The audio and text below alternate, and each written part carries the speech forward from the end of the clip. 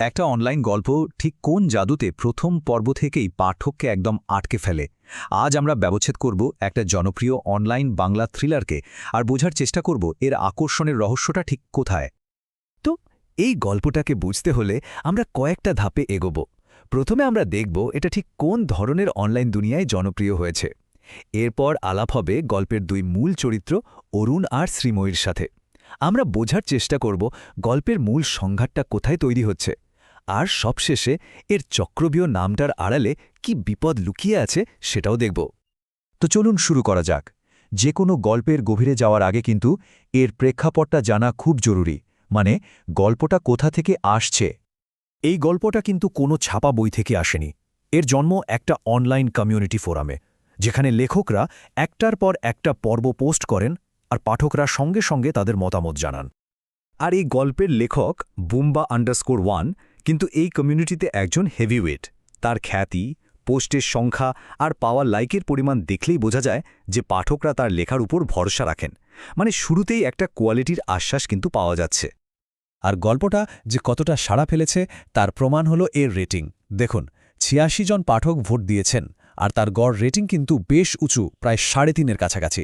এটা থেকেই বোঝা যায় যে গল্পটা পাঠকদের মধ্যে কতটা জনপ্রিয়।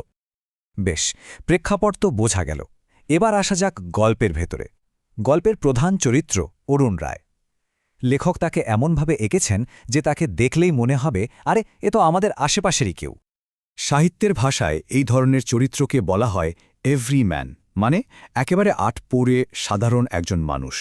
তাকে যখন কোনো অসাধারণ পরিস্থিতিতে ফেলা হয়, তখন পাঠকরাও যেন তার চোখ দিয়েই পুরো ঘটনাটা দেখতে পায়। তো কেমন এই অরুণ? বয়স ৪০, মাঝারি উচ্চতা, সাধারণ চেহারা, মাথায় টাক পড়তে শুরু করেছে। মানে লেখক বলছেন চেহারায় কোনো বিশেষত্ব নেই। পেশায় একটা পাটকলের সিনিয়র অ্যাসিস্ট্যান্ট, জীবনে তেমন কোনো উচ্চাকাঙ্ক্ষাও নেই। দেরিতে বিয়ে করেছেন, ঘরে নতুন শিশু। সব মিলিয়ে একদম টিপিক্যাল মধ্যবিত্ত জীবনের একটা ছবি, যেখানে মনে হচ্ছে সবকিছু যেন একটা গণ্ডির মধ্যে আটকে গেছে। কিন্তু প্রত্যেক সাধামাটা গল্পের মোড় ঘোরানোর জন্য একটা অনুঘটক লাগে, তাই না? অরুণের জীবনেও সেই মোড়টা আসে একটা চাকরির চিঠির রূপে। এই চিঠিটাই অরুণের সামনে একটা বিরাট দ্বন্দ্ব তৈরি করে দেয়।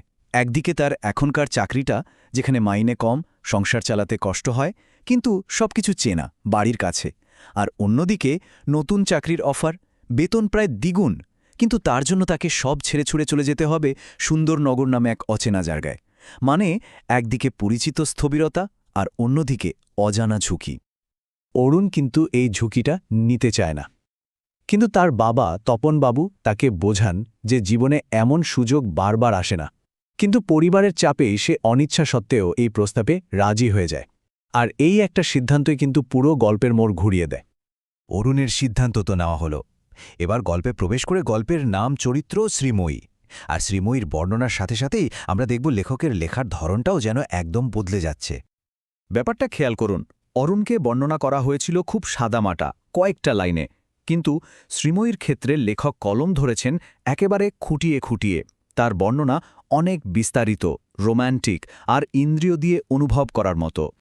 যেমন লেখক বলছেন, শ্রীময়ীর চোখ দুটো এমন গভীর ব্রাউন যে তাকিয়ে থাকলে নাকি চোখ ফেরানো যায় না।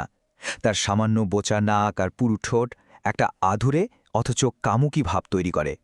অর্থাৎ এখানে সারল্য আর আবেদনময়তা যেন মিলেমিশে একাকার। আর এরপর লেখক আরও সরাসরি তার শারীরিক বর্ণনায় চলে যাচ্ছেন।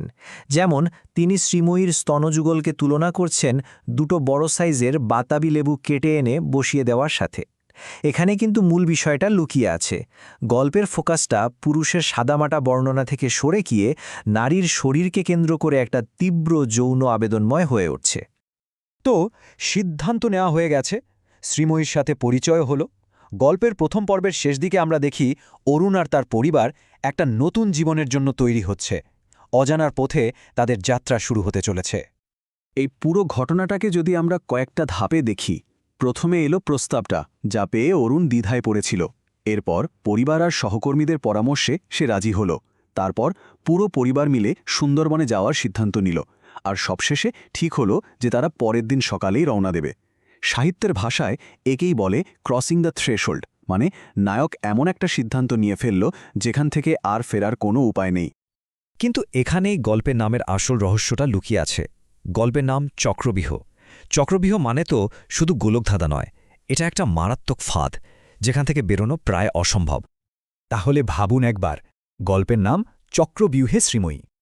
অরুণ তো তার পরিবারের ভালোর জন্যই একটা নতুন জীবনের দিকে এগোচ্ছে, কিন্তু সে কি জানে এই নতুন জীবনের আড়ালে তার স্ত্রী শ্রীময়ীর জন্য আসলে কি ভয়ঙ্কর একটা ফাঁদ পাতা হচ্ছে?